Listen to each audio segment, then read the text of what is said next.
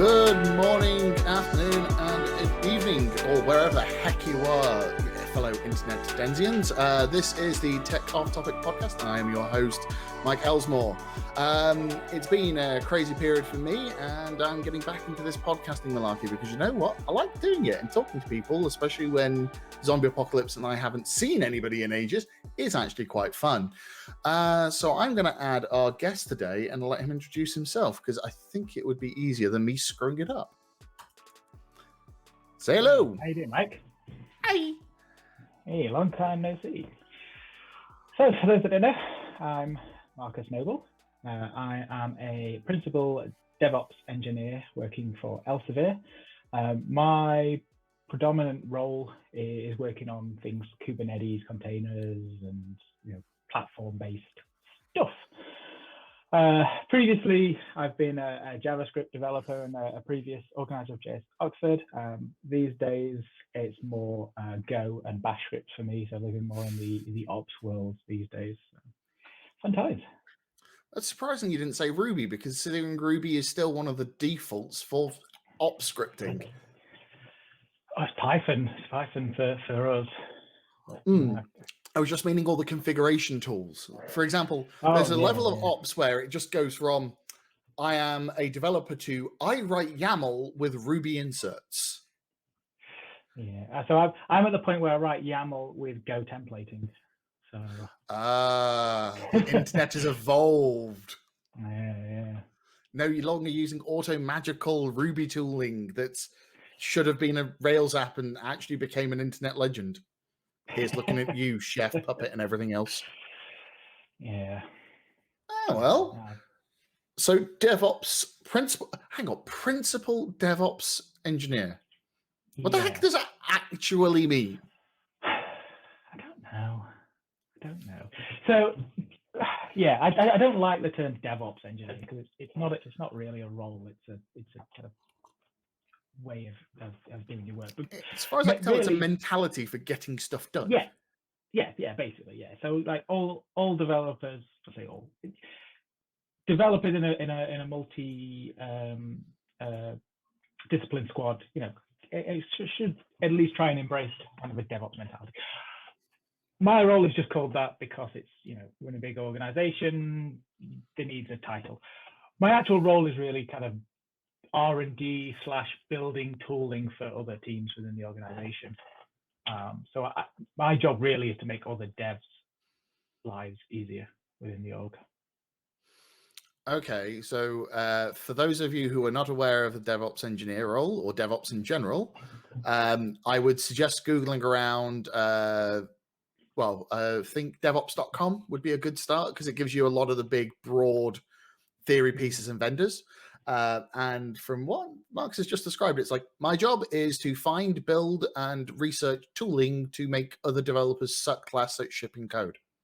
Not necessarily suck less at building code, just suck less at shipping it. Yeah, for the most part, yeah. And to try and commonalize and remove duplication. Sorry, I was getting tongue-tied. Yeah. It's a great way for a podcast when we can't speak. Yeah. This is going to go swimmingly. Okay, well, I'm going to avoid asking about the work portion now, purely because I do want to ask about Kubernetes because I'm actually going for a self-learning discovery phase at that bit at the moment. But I actually want to ask you about the home stuff because I have seen the tweets over the last 12 months. I've even asked questions over on Twitter occasionally. So your home infrastructure in your private laboratory space, there is a Kubernetes setup in there. Because I remember there was a post about you because your original Kubernetes setup was built on the Docker engine build, and you had to do the switch from there. I think I've got to all sorts of switches. Yeah. But cool. So you have a lab space where you can actually ship your own stuff to play with. Mm-hmm. So why do you have your own lab space? Because I think this is a tinkerer thing. Yeah. So it's kind of evolved to this sort of point. So for as long as I can remember, really. I've been the sort of person that kind of likes, I just say, tinkering with these kind of things, and I've had my own personal servers in one form or another. So whether that's a machine at home, or whether it's VPS on a cheap VPS provider or over a cloud provider or whatever, over the years I've had these kinds of evolved. The main reason that I have them is because I like to automate as much of my life as I can, and having a dedicated platform for me to then go and deploy all these stuff to is fantastic. And the fact that I work on Kubernetes 24/7 at work, sort of thing, it just makes it easier at home to use the same technology, because then I can do what I learn at home, I can use at work, what I learn at work, I can use at home, etc. And the reason that I'm now all Kubernetes based, whereas previously it was kind of just a server with apps installed onto it, it is the whole portability and the self-healing side of things. So like the personal Kubernetes that I've got at home in my local network, I've rebuilt that maybe 4 times now, with minimal kind of interruption. Like I've been able to get everything back at least within a day of me working on it. So the ability that I can then bring all that stuff back and move it around and all that kind of thing is fantastic. Okay, for a point of reference, how you've done 4 rebuilds in how long? Of a Kubernetes cluster or in general? Just of the Kubernetes. Oh, because if it's in general, like the Linux box that I have that's been dotted around my apartment is currently off and has been in the cupboard for 4 months. That's been rebuilt, as far as I can tell, about 1 million times in the 7 years that it's been sat there. So how long's that? Because like it's so easy. I've rebuilt it 4 times. If you only built it last weekend, 4 times is a bad sign. Yeah. So let's say probably within the last 3 years. Oh wow, that's like just a decent upgrade window. That's I'm going to spend a weekend just patching the actual OS, upgrade patching the actual engines. So some of that was actually moving hardware. So I was originally on an old desktop machine. Did that. When the Raspberry Pi 4 was out and had enough grunt to kind of run this kind of thing, I switched to using that with a load of ARM-based stuff. Didn't work out too great. It meant that I had to rebuild a few things as an ARM image rather than a stuff. Not too bad. It got there in the end, but it was a bit of a pain. Main issue with that is I had some stability issues, so it kept just randomly losing connection to the network. It kept stalling and things like that. Probably because I was taxing it too much. I had fairly high CPU usage. It was like 90% odd constantly. So then, I moved it back to a kind of a beefy-ish old desktop machine, and that's what I've currently got. I've also got like cloud-based ones as well and stuff that they're like managed and. Yeah, I remember because we're both part of the Civo 100, if I remember correctly. So yeah, I've got on Civo as well. So I'd use that more as the test playground. It's my dumping ground for trying rando stuff at the moment because I don't trust it, but it's good enough to try.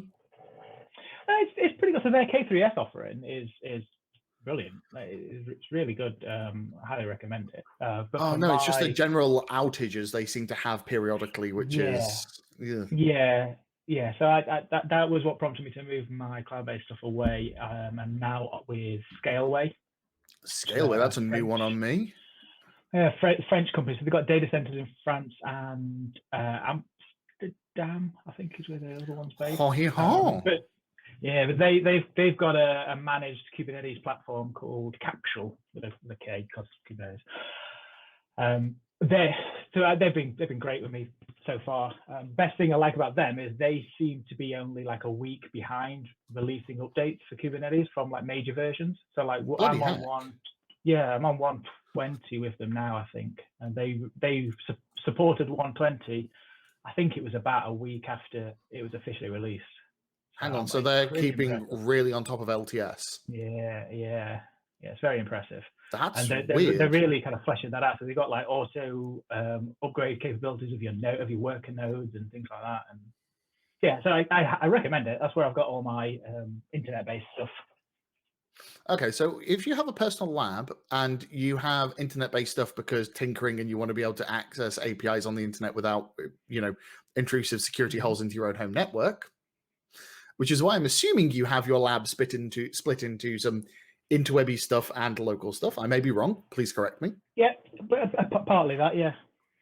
So Yeah, you I'm go on. curious. Finish your thought. I'm just curious, because I met you through the hackathon scene. Yeah.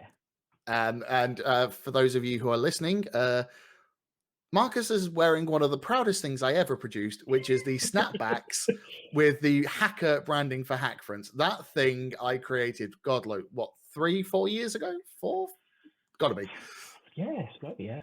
And they were in such limited supply that people were trying to chop my bloody hand off for them for the sake of 3 days. But I love them, and I love the hacker scene. It's where I came from. It's where I've met Marcus and people like Callum Hendricks and stuff like. It's it's an amazing crowd of people. So what are you playing with on the internet then? Because one of our talking points is something that's not on the internet. Well, it's internet connected, but not. So I'm curious what internety stuff you're playing with. So quite a lot. So I've gone through a phase the past 2 odd years of trying to move off like big cloud SaaS providers. So trying to de-Google myself and all this kind of thing and go more self-hosted. So I've got a lot of open source self-hosted alternatives to cloud things. So I've got a Nextcloud on there, just like a Google Drive, Dropbox style alternative file storage. I've got a Matrix and Element set up on there for a chat server for me and my family. I've got my own photos app on there, things like that. So a lot of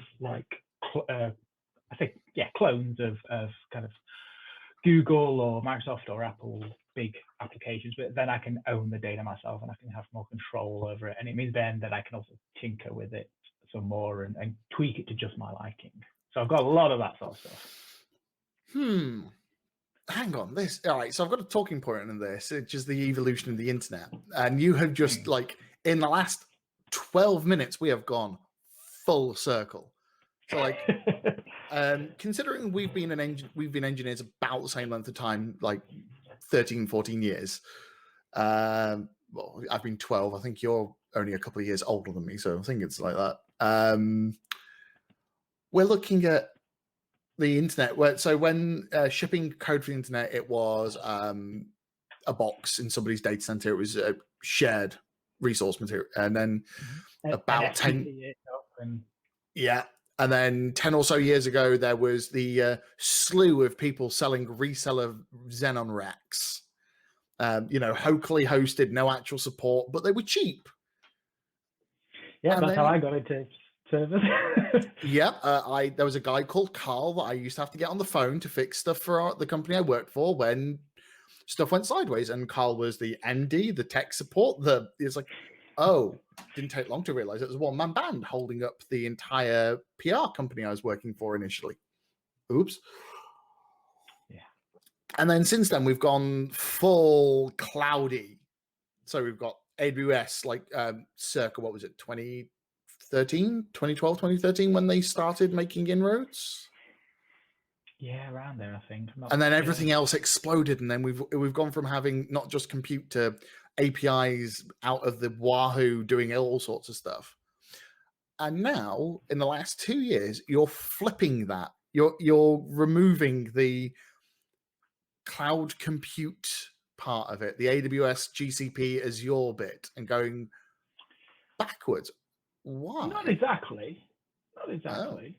So it is still on a cloud. It is, this is all up on the Scaleway cluster, so it is still leveraging their data centers and all that compute power that's available. So I've still got those benefits. All I'm trying to get from this is the whole privacy and security kind of aspect of it. So rather than giving Google or Amazon or whatever all this huge amounts of data about me or whatever, I get to keep all that myself and have full control over what is effectively my own data. Now, that's not like a I don't go to the whole philosophical level with it. I still have like cloud-based stuff. So I've got like Apple iCloud, and I've got various Google things and all that kind of thing. So it's not like remove the whole thing. It's just that I like to be able to have that sort of control. I've had scenarios. I mean, you've seen the amount of Google services that have been canned over the years. The whole Google graveyard thing. Yeah. Yeah. I've been bit by that a few times. So Google Reader, fantastic RSS reader back in the day. I've now gone and built my own reader just for my own purposes, and I've got that self-hosted. Everybody has, because no other product existed that was like, even I have one. It's a Lambda that does it for me. Exactly. So it's this kind of thing. So you get the whole guarantee that your stuff, I guarantee, to an extent, you get things the way you want them.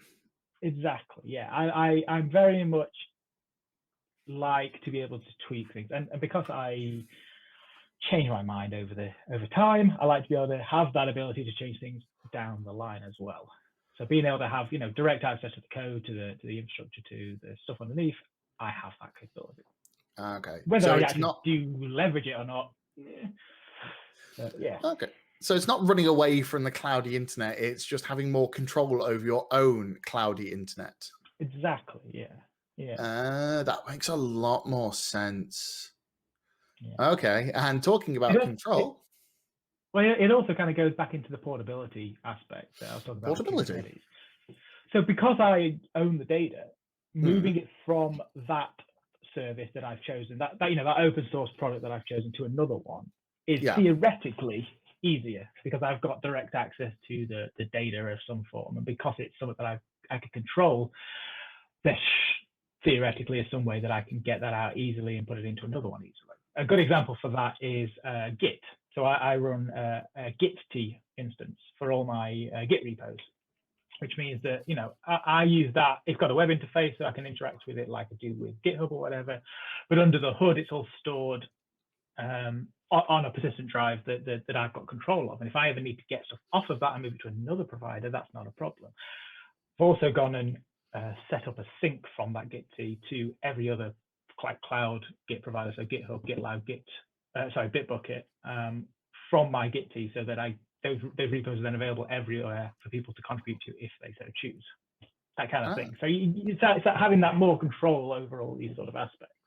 I was about to ask about that, because there's one thing that's very common with I'm going to do it myself. So people starting to run their entire audio entertainment lives off Plex server sort of thing, and then people go, "Oh, my NAS has died." So is everything that you own. How the heck are you dealing with the redundancy? So with your Git, you literally have it cloned to everything. All the public stuff, yeah. Well, yeah, but yes, we only ever talk about the public stuff, because in the private stuff there is code that should be left to die, and the occasional key that should not be allowed on the internet. Oh no, none of that. None of that. Oh, I put money in. There's a repo you have probably that's a few years old now, where you've accidentally still left a key in there. It'll be your key if anybody's fine. That wouldn't surprise me at all, ladies and gentlemen. But okay, so what about the Kubes cluster? Considering you're running not the Kubes cluster, but just the applications you're running, because I'm assuming not everything is Kubernetes. I'm assuming there is some just OS stuff that you have that wasn't worth containerizing. Nope. You've containerized everything? Yeah. Because not all OSS projects come with a Kubernetes compliant container. Yeah, you got to get creative. There's not many that I'm running from the open source projects that I've not been able to just either find a Helm package for, so I can just deploy it nice and easily to Kubernetes, or a Docker image already, either from the project itself or from a third party that does just all the stuff needed. There's been maybe a couple instances where I've had to kind of tweak it a bit. So there's been a Docker image, but kind of getting persistent configuration in there may not have been possible. So I've done it I've had instances where I've created an init container within Kubernetes that runs just runs a bash image, bash container, and copies that container over to a shared volume between the two containers, and I can then get the persistence that way. So I've done things like that before. I think there was one occasion where I had to kind of build from scratch, but this was back when I was doing it on the Raspberry Pi, so I needed an ARM image, and yeah, it's getting better. I'm hoping that the new Macs with ARM processors and the whole AWS pushing a bunch of ARM processors and stuff is going to improve things, but yeah. I just hope people aren't going to get lazy and only deploy one or other image. If we're finally entering the realm where licensed hardware means we get to have both advantages of cheap ARM processors for buck tons of cores and Intel processors for hyperthreading, supervisor, etc. Because the multi-threading is not fantastic. But that's the one thing you still want to be able to run, stuff on Intel where you can go, well, thread management, super easy, all the virtual threads. Yeah, I hope they start getting to the point where people are going to just ship like they do with every open source binary. Here is the Mac, the Linux, the Windows binary. Have fun. It's all gone through a Jenkins build. In Docker, in containers, I shouldn't say Docker. It's kind of nice because you can have these multi-arch images. So you publish an image with a manifest that says for this architecture, it's this. For this architecture, it's this. So you can still publish a single image, but have it contain multiple architectures. And depending on which architecture is pulling that image down to run on, it will query for that correct built architecture and pull that down. Okay. Quite nice. It's still a little flaky. Not flaky. It's a bit involved into building one of these. There's a few steps you kind of have to do because you have to build each architecture image individually and then add them to this manifest and then push it up. But if you use the experimental Docker BuildX functionality, there's a lot of stuff in there that allows you to kind of easily do it, especially if you're using if you're building Go, where you can do cross architect compilation. It makes it much easier because you can pass into the Docker image what architecture you're wanting to target and build it that way. But for things where you actually need to build on that architecture, it's tricky. Okay. You still haven't answered the question of redundancy though. How do you make all that stuff? Because from the way you've described it, that's got a lot of personal data, like the stuff that you care about, not necessarily like passport information and all that jazz, but like family photos. Because I'm assuming that's where most of the photos of your kids that you've backed up are. How are you backing that stuff up? Like, do you then persist that locally to your home network, or are you duplicating it, or are you following N over 3 rules? So most of my documents and stuff that I care about is on my Nextcloud installation, which is like a self-hosted self-hosted Dropbox. Dropbox style thing with it's got a bunch of plugins and stuff. You can kind of neat stuff. All my photos go on there, all my documents on there, various kind of things that I want to back up are all onto there. That's all up on Scaleway onto a persistent volume stored there.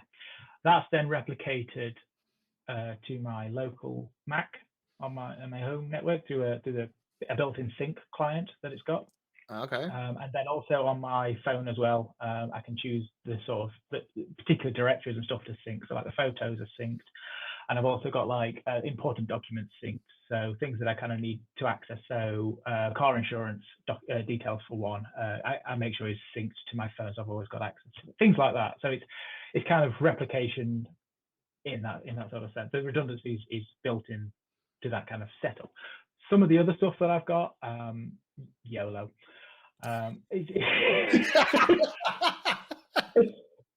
For most of it, it's not a huge issue if I lose it. Those documents, they're critical, so they're replicated. That's part of the whole package, really. That's one of the reasons you wanted it. And I said photos is in there as well. Things like Git, I've already got them all locally anyway from working on them. They then get all my public ones. Then, like I said, then get replicated to all the GitHub, etc. The only other thing really on there that's an issue if I lose it is my self-hosted Docker registry. It's got all my Docker images. Again, that's on Scaleway on the cloud, so that's actually backed up to an S3 compatible object store that Scaleway have got. So it's not too bad. But if I lose that, all I've got to do is run all the builds again, and they'll get put back. So I've got CI That's set not up the to worst get those thing. It's losing a few days of your life, but like, as long as I get the CI/CD stuff back up, I just got to click some buttons and leave it to do its job. Okay, so CI/CD, do you run your own on that, or are you running a cloudy one? Oh, please tell me you're not running your own Jenkins. No, Tekton. So Tekton is a Kubernetes native CI/CD tooling. It's not like Jenkins, where it's a kind of ready to go product. It's more building blocks. So if you've come across Jenkins X before, that's actually built on top of Tekton. Oh. Yeah. So Tekton kind of provides you with custom resource definitions and stuff in Kubernetes for you to define what a task is, what a pipeline is, what an event listener is, and this kind of thing. And then you can wire those all together. So I've got pipelines set up to kind of build all my applications. So it'll check it out. It'll then run a build, a publish, and all that kind of thing. And then that just kind of all is triggered from my Git instance with webhooks. So every time I push stuff up, it triggers that, and that's all within the same cluster. So it doesn't even need to go out to the internet to trigger it. Oh wow. Yeah. So Tekton, I see big things in the future from it. It's already come a long way. So I'm quite a few versions out of date at the moment because of how quick it's been developing. It is still kind of pre-release sort of. It's not. I don't think if I was using Jenkins for everything, I wouldn't drop Jenkins and switch to this like on the get-go. But like at work, for example, we've started using Tekton for PR tasks kind of jobs. So linters, format checkers, things like that. So all these kind of self-contained tasks that you want to run against a pull request, we're doing those all on Tekton because it can be all done individually. Whereas like with Jenkins, you'll often see the whole like pipeline. It is very much a pipeline kind of thing. So you either have to have tons of Jenkins jobs that are all pipelines, and it can get a bit much to manage. Whereas with the Tekton, it's very nice. We can have these individual things, and they all just trigger off. So like I can open a pull request, and then like 5 tasks will start running, and it's go linting, go formatting. It'll check the format of my markdown files, that kind of stuff. Okay. And that's like I said, that's all building blocks. So you can then extend Tekton to have more. And they've even now on artifacthub.io, you can actually look for Tekton pipelines that other people have built and get them from there as well. So it's very much like coming along and like a community building it sort of thing. Oh wow, it's starting to sound a lot like the Circle CI orbs process, where they've got the vendor and the community specific ones where they've taken these blocks, the pipelines, and condensed it into a single object use for people to reuse. Yeah, it's kind of like that. So yeah, so a pipeline is just a resource in Kubernetes. So like you'd have a deployment resource in Kubernetes or a config map or whatever. A pipeline is just one of these that can then either have inline tasks defined in them, or it can reference other tasks that are themselves resources. So you can have like this reusability and composability as well. Bloody heck, you really are drinking the complete Kubernetes Kool-Aid. Yeah, I am a bit. It's not a bad thing. It's just like, oh wow, literally everything you're playing with and you're building with has a Kubernetes element to it. Yeah, it's my day job, so yeah, All right, what about the smart home side of things? Because we've got that as a talking point, and that's something of big interest to me. Yeah. Have you infected IoT with Kubernetes?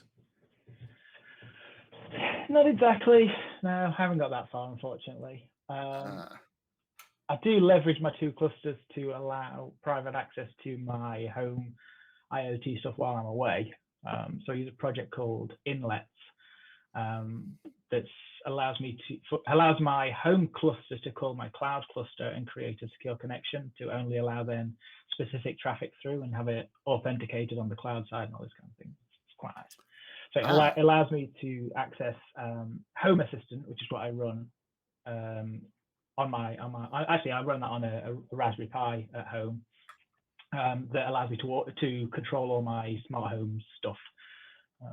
So Home Assistant is an open source project that basically allows you to control, automate, manage pretty much any smart device that you could potentially come across. They have like hundreds of different integrations that you can use, like Philips Hue bulbs, all the IKEA stuff, all that sort of stuff. There's capabilities in there for that.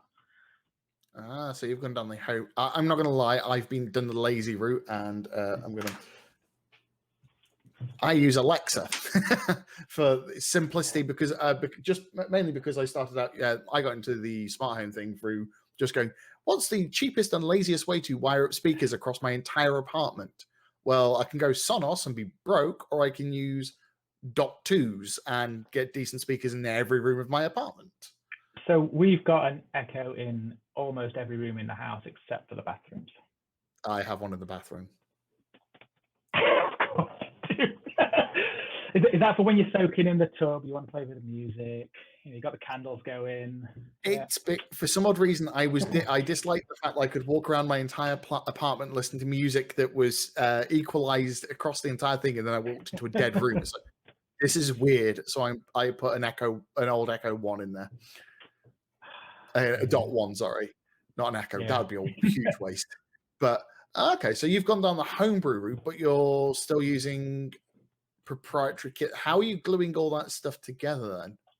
So with Home Assistant, I actually go with the cloud offering from Navocasa, which allows you to, which very nicely allows it to expose all your items to Echo.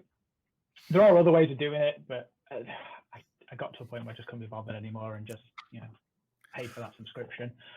It allows me then to everything that I've got defined in Home Assistant can then be exposed to my Alexa setup, and then I can decide which I want to actually configure with it and which I don't.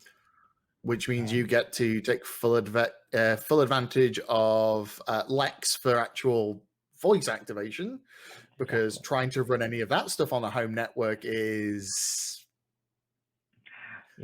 resource intensive, I think is a polite way of putting it. So you take advantage of Lex for doing the actual voice interaction, but everything else is wired, managed, and secured at your end. Yeah. Exactly, maybe I should look at that. Because having the Echoes everywhere is very much gets the family on board with it, because my daughter alone will spend half of her day just talking to Alexa to ask her questions or play music and stuff. So yeah, maybe I should consider going the Home Assistant route, because I use a crap ton of cheap Chinese electronics. And you can't fault the hardware. The hardware is actually, for the price to performance, is fantastic. Like my office is rigged up with all of the smart lighting is cheap Chinese knockoff. I have Govee, which are, I believe, are they Chinese or Korean? I think they may be Chinese. Sure. But RGB light strip behind me, RGB bulb, but they're all made by I'm pretty sure they're the same OEM, but they're all different Chinese distributors. It's like, maybe I should consider Home Assistant as a way of making sure that I know what the heck traffic's going in and out. Yeah, so I've got a lot of that sort of stuff. So I've got a lot of cheap Chinese Wi-Fi cameras as well that I've got set up around the house for CCTV. So I've got what they call Neos Cam, I think is just what the name is in the UK, and they're like 40 quid mini cameras, yay big. And the cool thing about those is there's an open source firmware that you can flash to them to get rid of all the Chinese cloud-based communication stuff, so you can run them completely locally.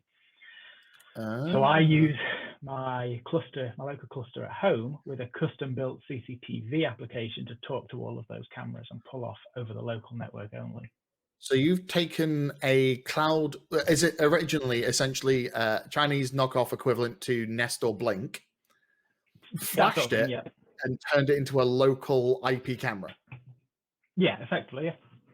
That's actually really clever. So you get the advantage of because obviously the hardware is always sold cheaper because it's like, they're going to be taking advantage of our cloud subscription services, or we resell your data, or whatever, however they decide to make their money. Exactly.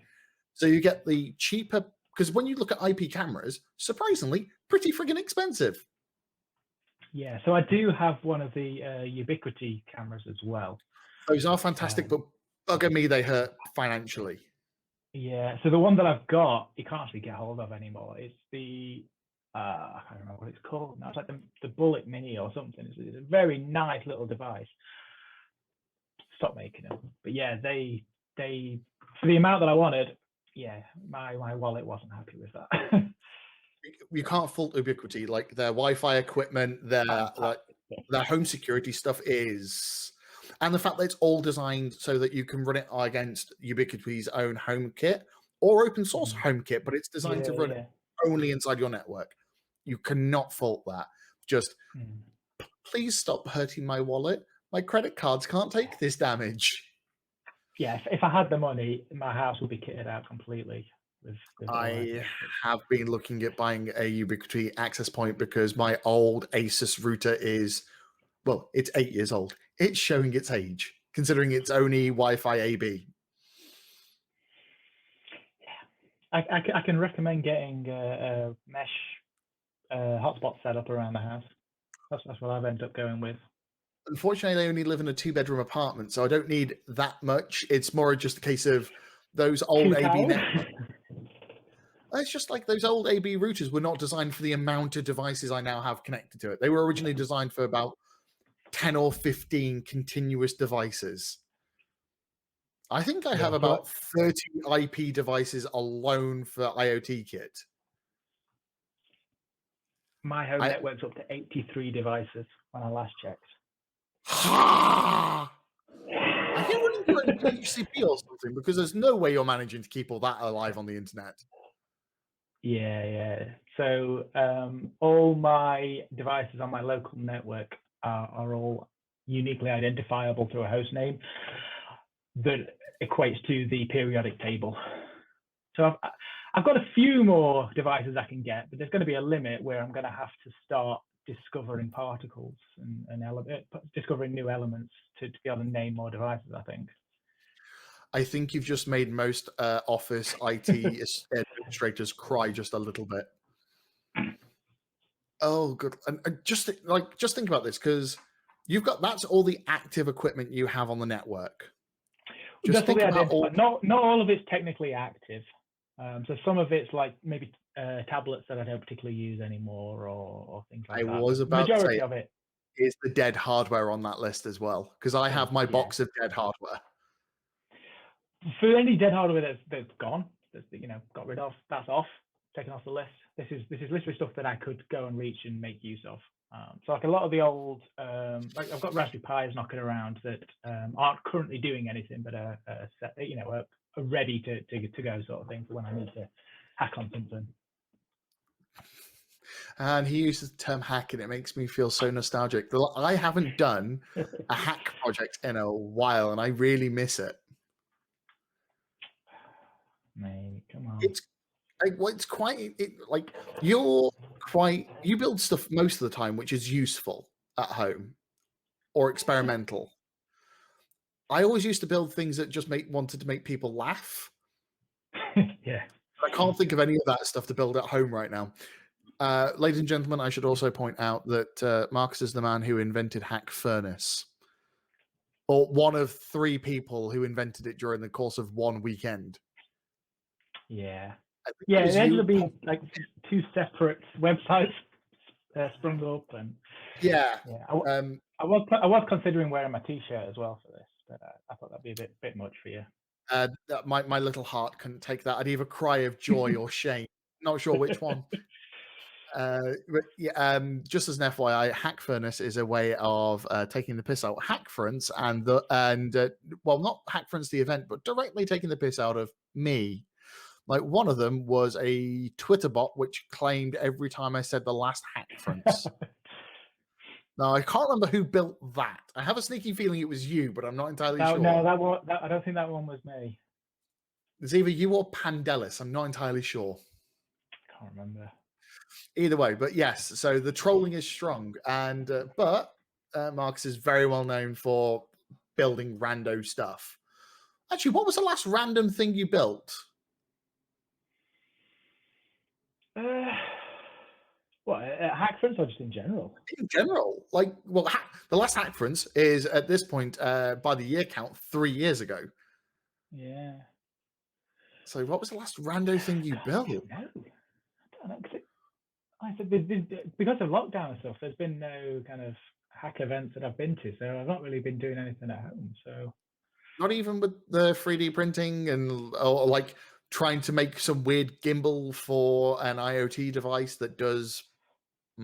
I have just printed yesterday a whole like desk mount thing for my iPhone, watch, and headphones to charge on. Does that count? Yes. Well, unless you decided to just go and grab an existing image and use it. You did the No. actual 3D design yourself, then that counts as a hack, in my opinion. That's just an I have element of also hardware. I have also got a bunch of custom lighting that I've done with little ESP8266. The little coffee Arduino knockoffs. Ah, yes. Those you can see on the webcam. The one, if I remember correctly, those are the ones that are a pain in the butt because they're 3.7 rather than 5 volt. No, these ones are 5 volts. Oh, you lucky duck! Last time I had those, they were the same chip, but they were a 3.7 volt. I think that's the ESP32. I think something like that. I burnt out about 4 of them before I found out because they cost like 40 pence a.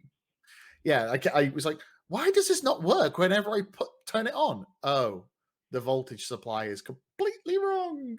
Yeah. It's a good thing I bought a box of them. Yeah, I had 5 more of them show up this week. So yeah, I've got a few more to do. Hang on, a few more. You said, "Oh, I've not built anything recently." You've just got 5 more tiny hackable devices turn up. Yeah, and a whole strip of RGB addressable lights that I'm gonna, make everything look pretty. Oh, so you're actually to the point where you're making your own smart home kit. Yeah. Okay. Yeah. What's the craziest? What's the craziest or weirdest smart home thing you've built so far? Because you like automating your life. So is it something to automate your life or something to make pretty? So the thing that I've been working on recently is lighting for my shelves that will kind of shine down onto it and light up the little models that I've got on display. That's pretty. It's a bit boring though.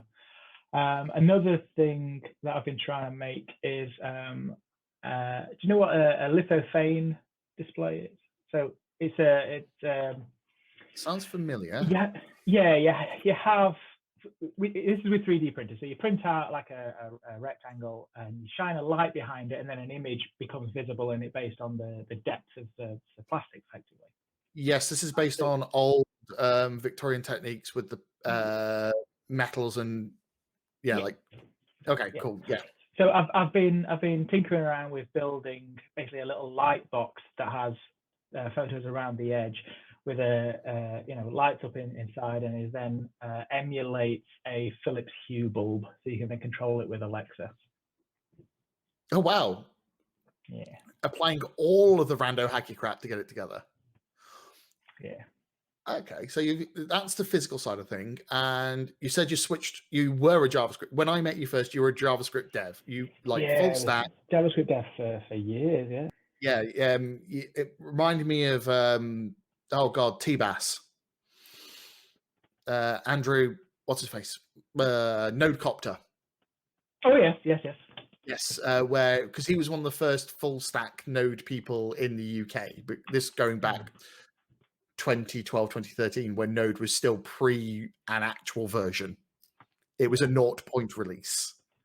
Yeah. And then because not long after that, I then met you, and you were a full stack JavaScript dev, but like the bleeding edge. I think you're the person who introduced me to the Johnny 5 library God, like over 5 years ago. No, yeah, about 6 years ago now. Even more than that, yeah. So I knew you were always into IoT hacking because Johnny 5, and you're a JavaScript dev building rando stuff that glued web interfaces to actual things.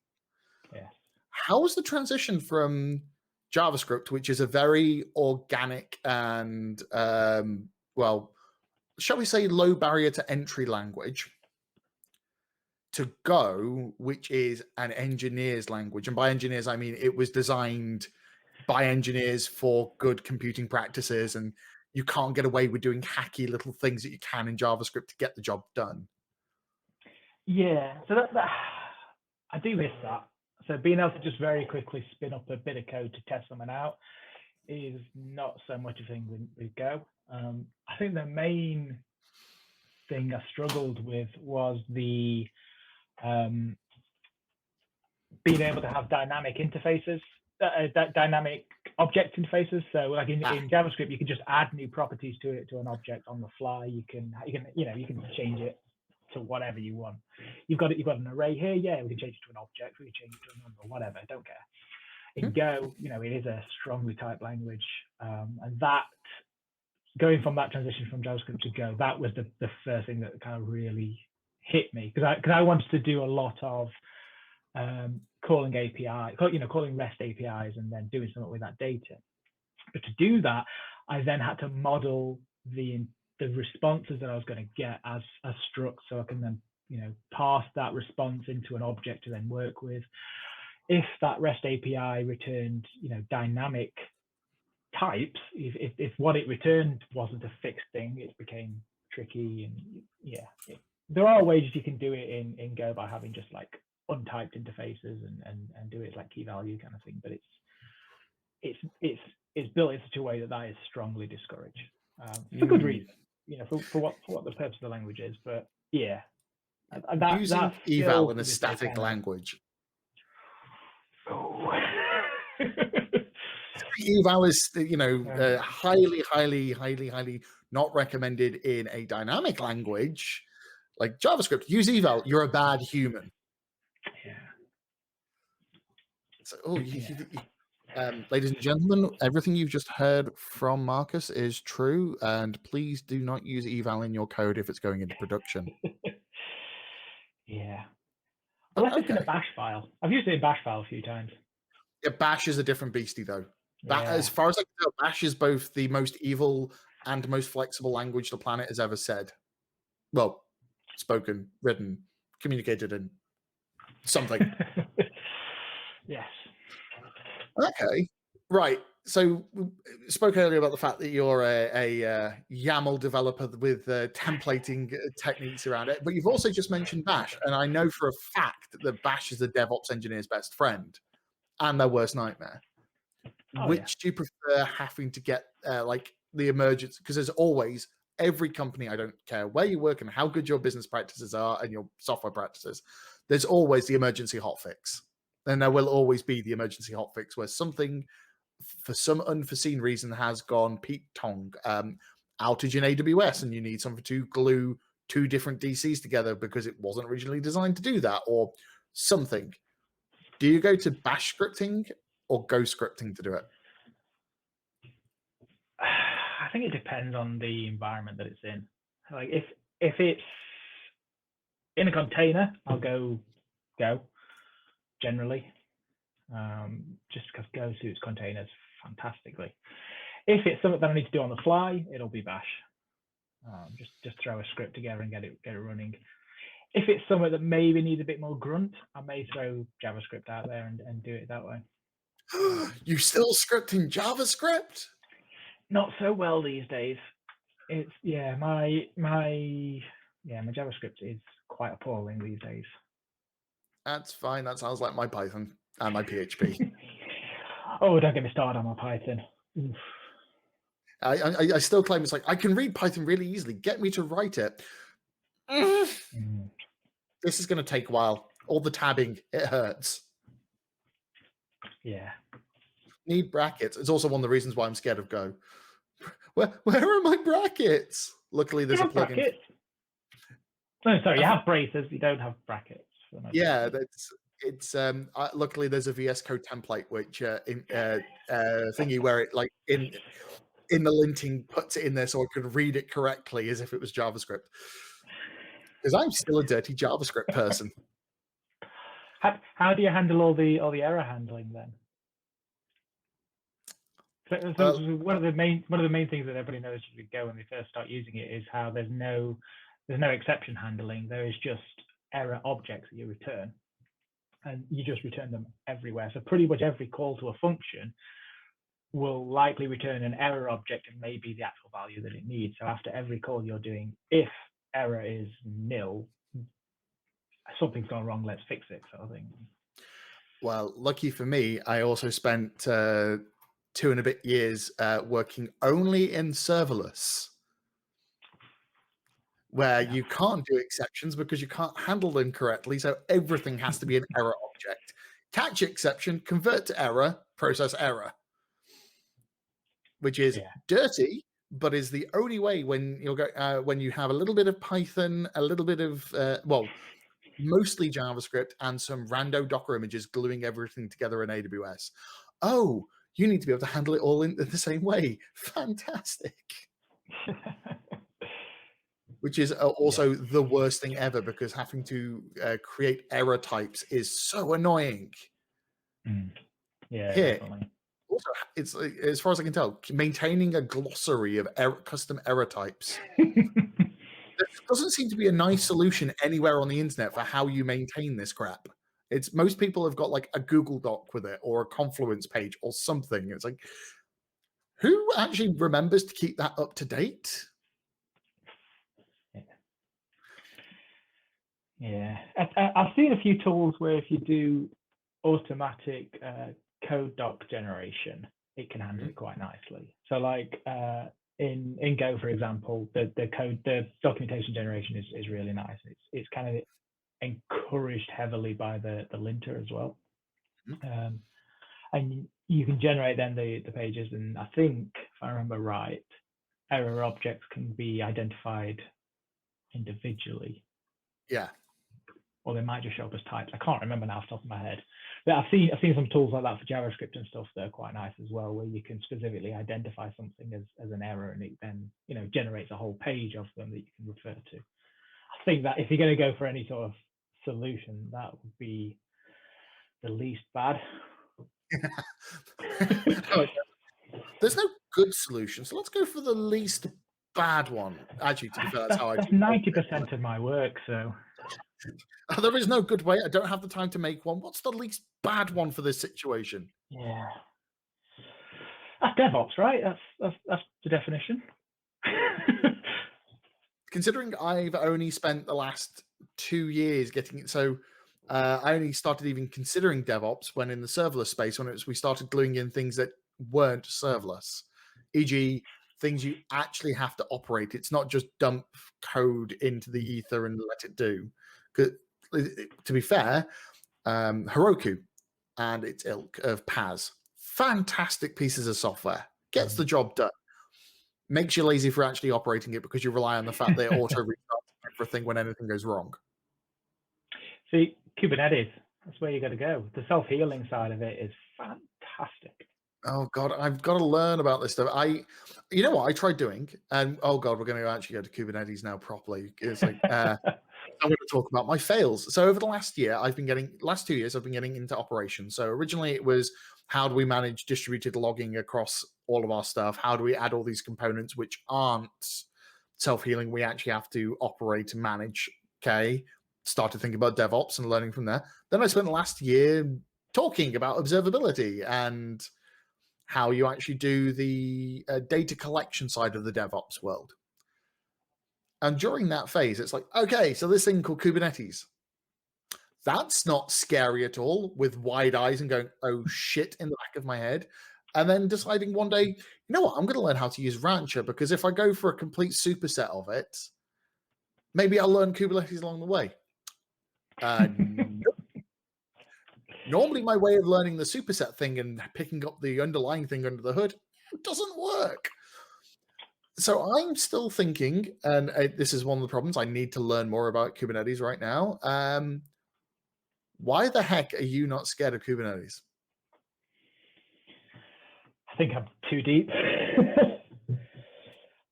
Yeah, I completely get that. So when I first started looking at it, I spent maybe 6 months probably going back and forth investigating it before we actually started making use of it. Like, this is at work as well. And in that time, when we first started looking at it, we were still in a position where we didn't think Docker and containers was the right approach for what we were working on. Slowly changed over time, obviously, and yeah, it took that whole long period to actually understand it, and then actually go for a semi-managed solution. So one of these kind of self-hosted solutions, but where you can have a bunch of stuff set up for you through an installer or whatever, to be able to get it into just into a situation where we can at least run it, and then start understanding bits of it. And the general way that we understood it was it set fire, and we had to work out how to put it out a few times. So yeah, a lot of things have gone wrong, and I've learned how to dig into things a lot that way. I don't know whether I'd recommend that or not, but luckily I don't have an employer right now, so setting fire to things is fine. It's all experiments. Yeah, but yeah. Okay, so you wouldn't recommend building it, deploying it, and letting it burn in production? Not in production, I wouldn't know. So a funny incident, we actually had a situation where a production cluster was deleted overnight by a automated Jenkins upgrade process. I still think Jenkins is evil, so thankfully everything kept running because it only destroys the control plane, not the worker nodes. So all the instances that actually had the applications on were still there, and as long as nothing went wrong with them, they would continue to be there, and traffic was being routed because it was going through an ALB direct to the EC2 instances in AWS, and that was fine. Just there was no Kubernetes controlling it anymore. Long story short, what happened was Jenkins pulled out an old Terraform state file somehow, went to do an automated update for updating the instances overnight kind of thing, and accidentally rolled back the version of EKS, which is a destructive change. So it destroys and creates, which meant control plane gone. But because it didn't do the worker nodes, they remained. Long story short, brought a new cluster back up and slowly moved the workloads over and switched to DNS. We had, I think, in total maybe, I think it was 15 minutes of intermittent issues in production. That was it. So yeah, learned a fair bit through that process. hang on. So overnight script goes wrong. Okay, this happens. Except it's kind of like the junior developer deleting something that's important. Yeah, it happens. You accept it and you move on. It's kind of those scenarios where you go and make some changes to a database and then you notice you're in production. It's that kind of thing, right? Yeah, everybody's been there and done that. And if they say they haven't, they're lying. Or it's coming. Or it's coming, yeah. Oh, yeah. No matter how good you are, this is going to happen. Okay, so that's happened. But in this situation, you've lost all, other than like the actual access to AWS and the actual instances themselves, you've lost all control of the application. Yeah. Holy moly! And that crap kept kicking along until you managed to switch over with only 15 minutes of intermittent issues. Well, thankfully, they're all good applications. If anything had happened to one of those applications and they panicked and threw a termination error or whatever, those applications wouldn't have come back, whereas normally they would have with Kubernetes because it had noticed that something was wrong and recreate it. So thankfully that didn't happen. This was actually over a weekend as well. So this happened on the Sunday, and found out on the Monday, and things were fine. Oh, thank God you found out on the Monday. Could you imagine it happening on the Friday in 2 days? The risk of a panic from a memory dump or something is probable. It's not possible. Yeah, it's Jesus. Okay, congratulations to the Elsevier engineers for actually building an application that doesn't suck, and the ops team for noticing and fixing the problem pretty damned quick in that situation. Yeah. Jesus. Okay, so even with this, would you recommend people to start learning and playing with Kubernetes now? Considering Oh yeah, 100%. home stuff is completely baked into it. Your work is now pretty much completely baked into it. I'm pretty sure there's like with an organization the size of Elsevier, there is probably some like stuff baked somewhere else. It's like it's not worth transitioning. But Oh yeah, like yeah. yes, like JVM stuff that's like I will just leave it until it dies and then we'll replace it. I mean, we have them all blue screen style applications as well, knocking around somewhere. So yes. Yeah, but it's like so pretty much everything software related from a coding perspective is built on top of, underneath, or around Kubernetes for you. For me specifically, yes. That's not necessarily the case across the whole organization yet. We're slowly moving in that direction. So what me and my team are working on currently is a kind of a turnkey platform for developers in the organization to use that's built on top of Kubernetes. So it'd be kind of a centrally managed Kubernetes, if you get what I mean. I kind of get you because Logs.io, my previous employer, had something, I believe they called it Apollo, which did the same thing, platform access. So engineers who weren't actually DevOps focused, so didn't have much understanding of Kubernetes beyond images and containers. That's pretty much where their knowledge ended. They could drop the images and deploy them as is. So you're going to just make an Elsevier. Is it going to be an open source one or just one that is an internal tool? It's just going to be internal at this point.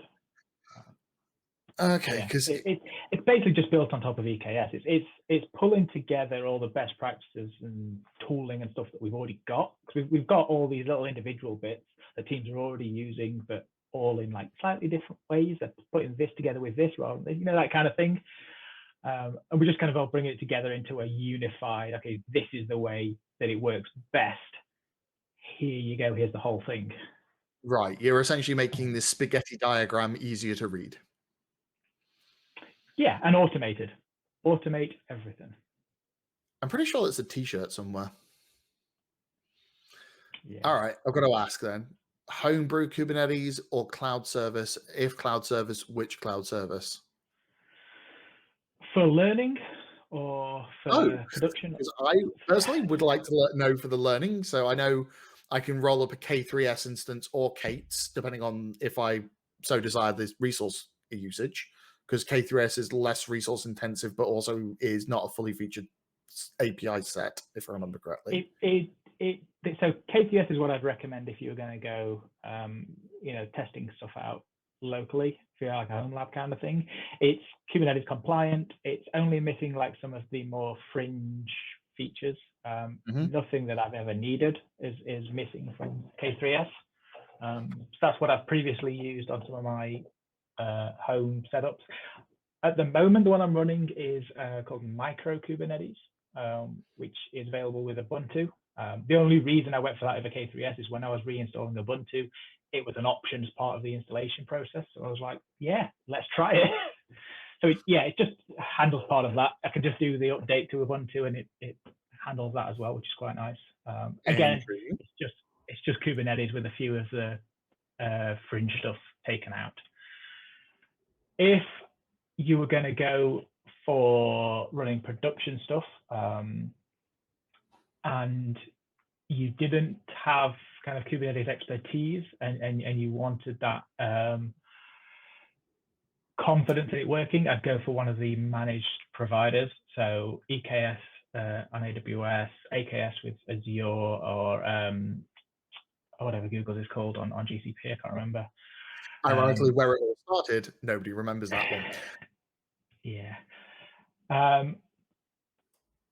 Also, depending on your use case, a bunch of these have also managed worker nodes that you can leverage as well. So you don't even have to worry about, so if you're in AWS, for example, you don't have to worry about your EC2 instances either. They can all be managed for you and updated and all that kind of thing. So yeah, if you wanted to leverage the features of Kubernetes without needing the full understanding up front, that's the way I'd suggest to go. Ooh, yeah, because there obviously is then the cost involved and all that kind of thing, but yeah, but it's last time I was looking at EKS, like scared myself off and decided to use. It's the reason I ended up using Civo for a while originally, was because I was going, well, I've got an R&D budget on AWS. It's hooked up to Ocado. It's got a hard limit. It's fine. Let's play there. Have you seen the amount of CloudFormation for running EKS manually with EC2 nodes? The amount of, and it's all CloudFormation because Terraform, it then essentially has to compile into CloudFormation to execute on your behalf. So no, Terraform goes against the API rather than CloudFormation. So we use Terraform for a lot of stuff at work. Because last time I was looking at it, it's like CloudFormation, it's like the amount of CloudFormation to configure the security group, to configure just to build it, to get a single node. I was looking at somewhere about 100 and something lines of CloudFormation. Jeez. So Terraform, I can tell you now. Yeah, the way the Terraform works is under the hood, it just uses the Go libraries, the AWS Go libraries, and interacts with things that way. So it'll call the EKS APIs, for example, and say, create cluster and that kind of stuff. Wow, okay.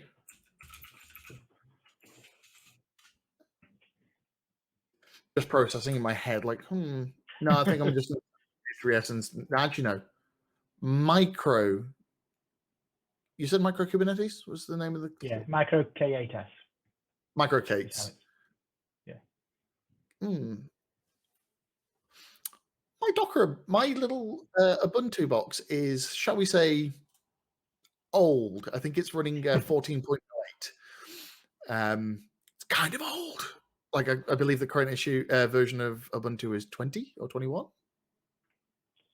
Something like 20, I think. Not sure. Yeah, the last major one was 20. It's about time I updated it. Maybe I should just install that as well and then play. That's got nothing else to do at the moment. Unemployment is called fun for a reason.